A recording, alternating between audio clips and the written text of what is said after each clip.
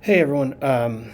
Like I said in my email, I saw that I was informed that the advice video is not working, so I'm going to shoot it, just a short version of it right here. Like I said, this is not anything that is like crucial for your,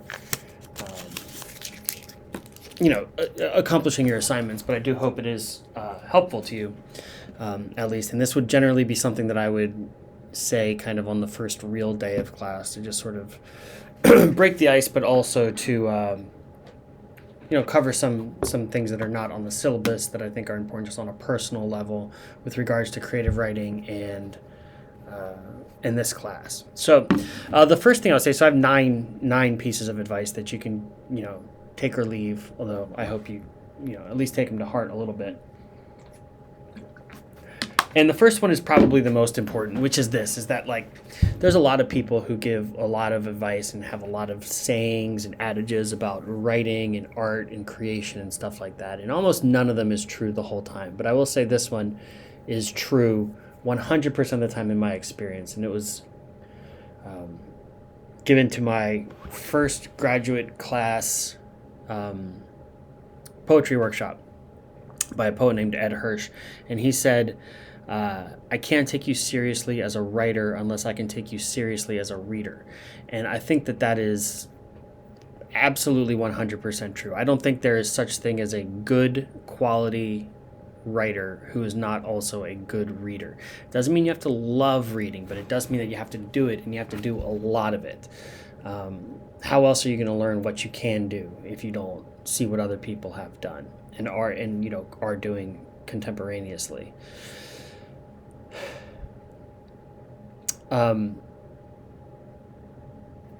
So pedagogically, that's kind of how I work my creative writing classes, is through close reading and highlighting and demonstrating examples of things, and then we can take some of that and transport it into our own writing. Now, hopefully you're not saying, "Oh my God, I hate to read. I hate to read." If you are, the truth of the matter is that writing is not going to be for you beyond, journal writing or writing simply for yourself. It's an exchange between a reader and a writer. If you want people to read you, you need to read people. So again, it's really the only thing I've ever come across that is 100% accurate, is that if you're going to be a writer, you have to be a reader. The second thing I would say, and it is outlined in the David Bottom's essay, which is in D2L, the writer's thirst in the search for consequence. And that is like, get serious about this,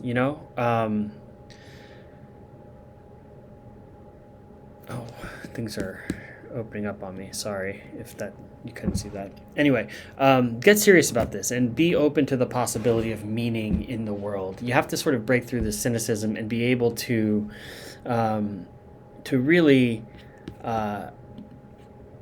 be open to the possibility that you could be walking down the street and receive information from the universe out there that can seem of value to you, right? And then that's something for you to write about, something that is important. So like, this is a stupid example, but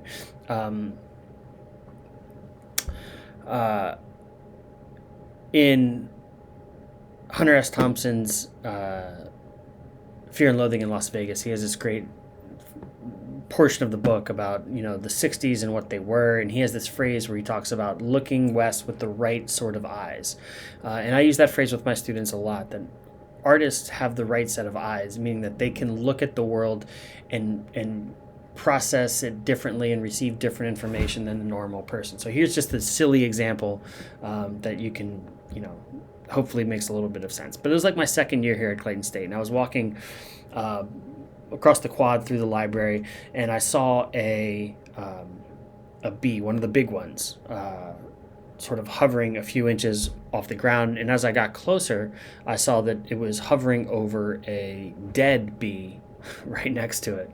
And it occurred to me that what that seemed like to me was mourning. right, was an example of this one bee hovering over the dead body of another bee that in my mind seemed like, the loss of a loved one. That's what it seemed like to me. Is that true? Do bees have those sorts of emotions? I don't know. It doesn't really matter. The point is that image that I came across gave me that concept that I was then able to go write about these two bees, one alive, one dead, what it is that we do as humans when we are mourning, when we lose someone and are mourning them. The point I'm trying to make, and I'm not patting myself on the back here too much anyway, is that most people just walk right by those bees and they don't care, right? And it never occurs to them that there could be anything of value in there. The writer does not walk right past those two bees, right? You have to be willing to believe in the possibility of meaning. And I hope for your life, not just as a writer, but your life as just a person, that you can appreciate that as a concept. The third thing is that you need to find a balance between humility and arrogance as a writer. This is going to be kind of a recurring theme, but if you're a creative person, you are fighting an uphill battle, right? You're constantly getting beaten down with not just rejection, but also with a culture and a society that probably does not value what you do, right? I'm a poet, and contemporary America does not value or care about poets for the most part. The most people who care about poets are other poets. And so you dedicate your life to this somewhat miserable experience of trying to create things that can be of value to other people in a society that does not value the things that you're trying to create. And that is hard. It is hard to keep going, and that takes a certain amount of not just stick-to-itiveness, but also arrogance. Like, if somebody sends you a rejection letter and you fold up tent and leave and quit writing, that's not gonna cut it. You have to believe in yourself. You also have to be willing to accept criticism and accept the fact that sometimes what you do is not as good as what you think you've done. And so, there's an old coach's line that is, you probably didn't play as bad as you think you played, and you probably didn't play as good as well as you think that you played. And that's true about writing. You're probably, if you are a supremely confident writer, the truth of the matter is that your confidence is probably a little overblown, and if you are a non-confident creative writer, you're probably much better than you think you are. And so we have to sort of balance this ability to have this arrogance or confidence, or whatever you want to call it, to keep going and to believe in ourselves, but we also have to be humble enough to seek counsel and to listen to people who are trying to help us on our way. The fourth thing is to write everything down. Never assume you're going to remember it, because the truth is you won't. So you should, send yourself emails. That's what I've started doing, because I don't always have paper and pen anymore. But send yourself emails. If a word sticks out to you, or a phrase, or an image that you see, don't just assume that some other time when you feel like writing, you're going to have it, or a plot if you're a fiction writer, whatever it is.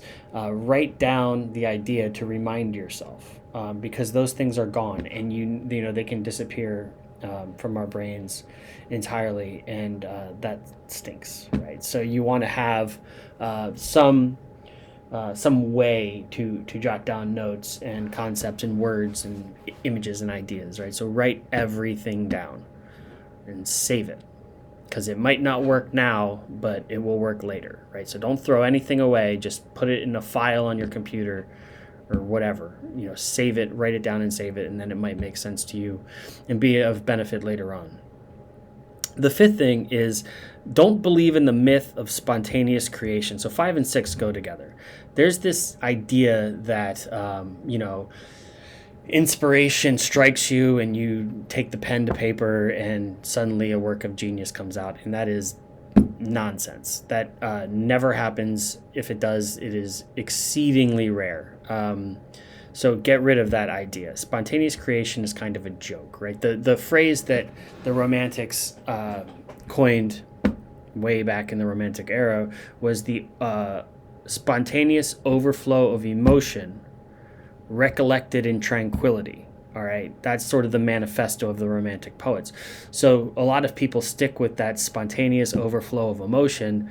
That's, it's the old idea of, you see something and it just hits you to your core and you start typing or writing and then it's just finished. And that doesn't really happen. That could be a draft, right? But then the recollection and tranquility is coming back at it with the eye for craft and form and quality. And that's the sixth bit of advice, is understand the concept of craft and start working on it. Writing is not like just a natural thing, okay? Some people are more creative than others, but people aren't born poets. They might be born to have a certain mindset or something like that, but actually writing takes years and decades of work and practice. So that's the craft. Like everyone wants to be the great jazz drummer with a 10-minute solo on stage, but everyone has to start by just banging out ones and twos on a block of wood. That's the first drum lesson you get. So you got to go through those steps and learn the craft. Like, if you've never picked up an instrument, like, you can't just be handed a guitar and start playing, right? You have to learn how to do it, even if you love music and the sound of the guitar. Writing is no different. You can love reading and love trying to be creative, but you can't just start. You have to learn, okay? And so that's what we're talking about with craft. And again, that's a close reading situation, and that's also, something with a lot of practice. The seventh thing is just to be aware of your influences. A lot of students coming into Intro to Creative Writing are coming out of some other English majors classes or survey classes, and they've read predominantly non-contemporary work. So, most students who come into creative writing classes have kind of reached their academic line probably kind of in like the 1960s probably, and they haven't read anything that's happened in the last 60 years. If you are, someone who, I'll mention me again. When I first started doing creative writing, I was really just in love with the Romantic poets, particularly Keats, Wordsworth, and Shelley, and that's kind of all I was reading. And then I was a 20-year-old American kid writing like a British lake poet of the 1800s, and that's it's ridiculous. So just beware of your influences. Imitation is great, but if you're going to imitate someone in 2021, you should be imitating someone in 2021, if that makes sense. The eighth thing is to develop a thick skin, and again, this is really hard because, as I mentioned, you're going to face rejection. And you might face, some form of rejection even in this class. And you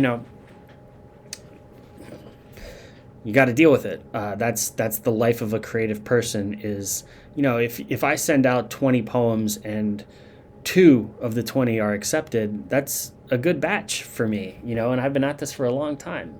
That's what is that? 18 rejections and 2 acceptances?